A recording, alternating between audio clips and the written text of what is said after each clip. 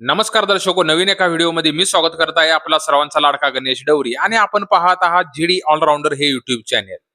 दर्शको, अत्यंत महत्वाची अशी मी माहिती आज आपल्यासाठी घेऊन आलेलो आहे आणि ती माहिती खास करून महिला भगिनीसाठी असणार आहे आणि महिलांमध्ये प्रचंड संताप सुद्धा आणणारी ही माहिती आजची होणार आहे.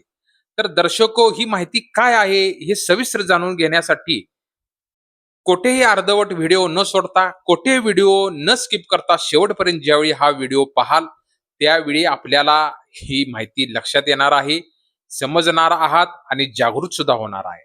आणि खास करून आपल्या तमाम माता भगिनीसाठी ही माहिती असणार आहे. ती माहिती म्हणजे लाडकी बहीण योजना. लाडकी बहीण संदर्भ अत्यंत महत्वाची आणि संतापजनक मी आज माहिती आपल्यासाठी घेऊन आलेलो आहे. तर जास्त वेळ न घालवता आपण व्हिडिओ सुरू करूया. तोपर्यंत इथे साइडला जे घंटीचं बटन दिलेलं आहे त्याच्यावर क्लिक करून जीडी ऑलराऊंडर हे युट्यूब चॅनल सबस्क्राईब करा. दर्शको, आपल्याला माहितीच आहे, जवळजवळ 80 लाख महिला ह्या अपात्र झालेल्या आहेत. त्यामध्ये 2 कोटी महिला या पात्र झालेल्या आहेत आणि 80 लाख महिला या लाडकी बहीण योजने अंतर्गत वंचित राहणार आहेत. त्यामुळे या महिलांमध्ये अतिशय संताप होत आहे. काही जिल्ह्यामध्ये महिला आंदोलन करत आहेत, की ज्यावेळी निवडणुका लागल्या विधानसभेच्या, त्यावेळीच्या सरकारने आपल्याला आश्वासन दिले होते, की सरसकट सगळ्या महिलांना 1,500 आणि येणाऱ्या काळात ₹2,000 ते ₹2,100 आपल्याला लाडक्या बहीण योजनेअंतर्गत याचा लाभ मिळणार. पण सरकार ठाम राहिलं का? तर सरकार ठाम राहिलं नाही.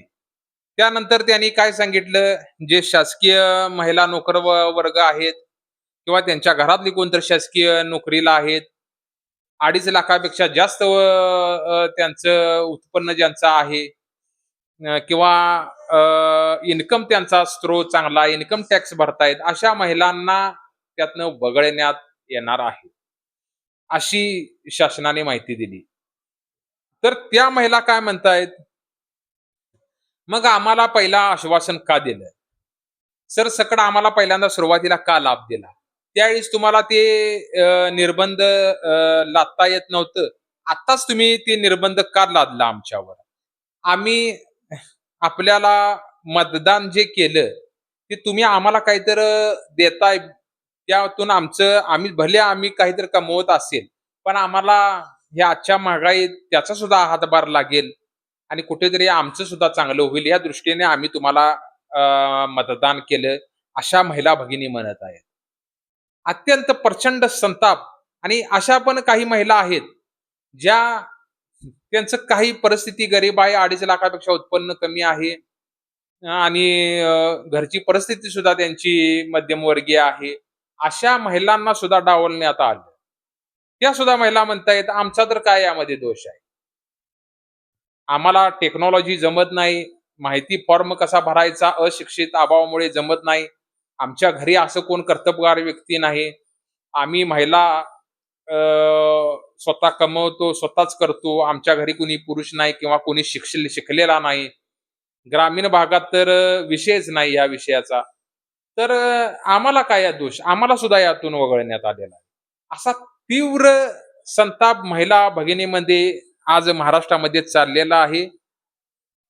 तर सरकारने याकडे लक्ष देणं गरजेचं खूप आहे.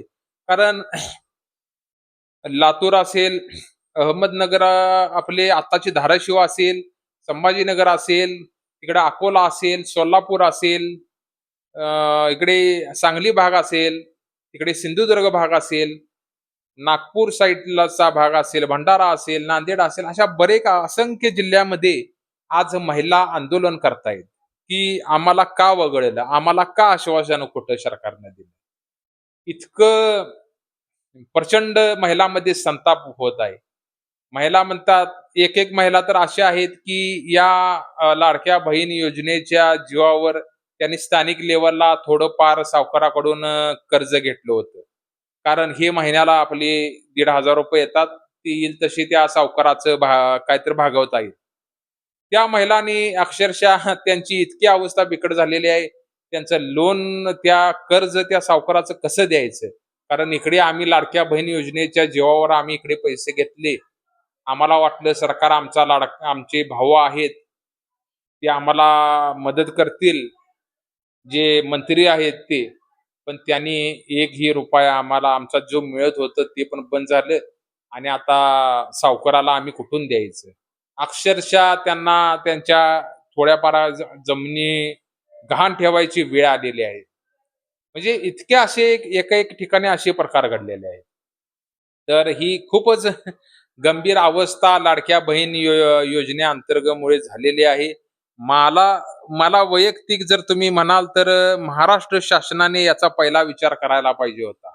आश्वासन देण्या अगोदर त्यावेळेस तुम्ही निर्बंध जर लादले असते, जी लाडकी बहीण 2.5 लाखापेक्षा उत्पन्न कमी आहे, इन्कम टॅक्स भरते, तिच्या घरात कोणीतरी सरकारी कर्मचारी आहे, तर हे निर्बंध त्यावेळी तुम्ही जर लादले असते, तर ही आजची परिस्थिती उद्भवली नसती.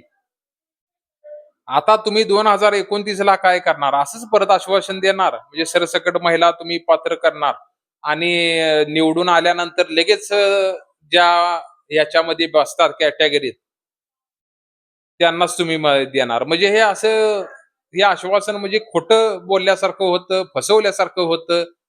त्यामुळे महाराष्ट्र शासनाने याचा गांभीर्याने विचार केला पाहिजे, असं माझं वैयक्तिक मत आहे.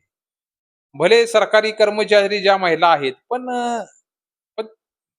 त्या महिला म्हणून आपण त्याचा सन्मान तुम्ही करायला पाहिजे.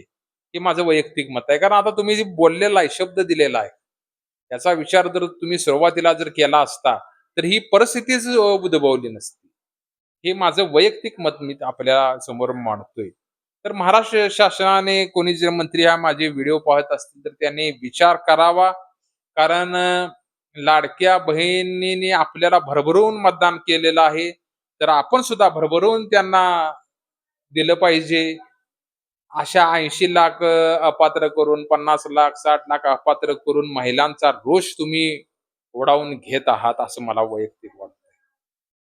त्यामुळे महाराष्ट्र शासनाने याचा विचार परत एकदा एक कॅबिनेट बैठकीत याच्याबद्दल चर्चा त्यांनी केली पाहिजे, की आणि काय तर ह्या 80 लाख ज्या महिला अपात्र आहेत, यांच्यासाठी आणि काय म्हणजे असं वेगळं करता येईल, जेणेकरून त्यांना पण त्या पण सेटल होतील आणि ज्या या कॅटेगरीत बसतायत, त्या महिलांना सुद्धा तुम्ही जे बोलल्याप्रमाणे ₹2100 तुम्ही देणार होतात, त्याचं पण अजून काही नाही.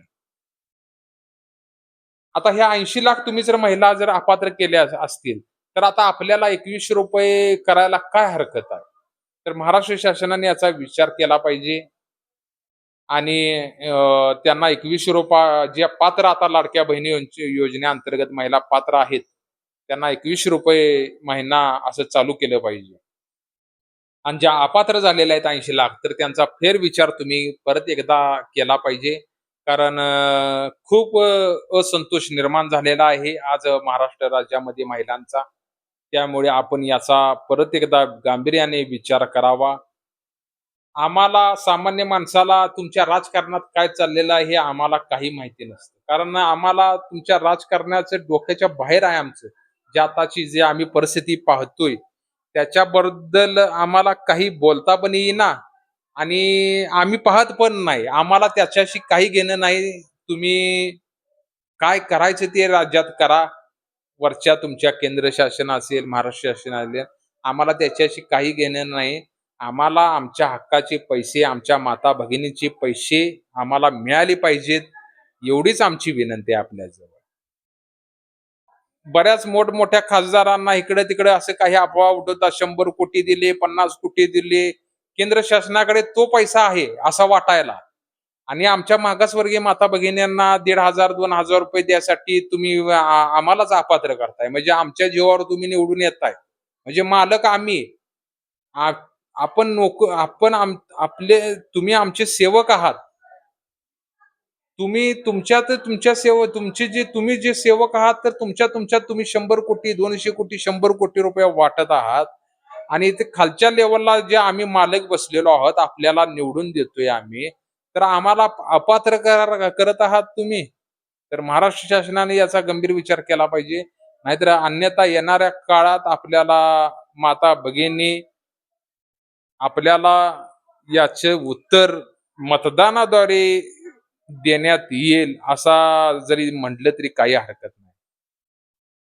हा तरी हा जर व्हिडिओ कोण कुठला एखादे जे मंत्री पाहत असतील तर त्यांनी विचार करा आणि आपल्या माता भगिनींना कसं हा प्रश्न मिटेल याच्याकडे लक्ष द्या. चला तर दर्शको, नवीन एका व्हिडिओ परत एकदा भेटू. तुर्तास धन्यवाद. नमस्कार. जय महाराष्ट्र.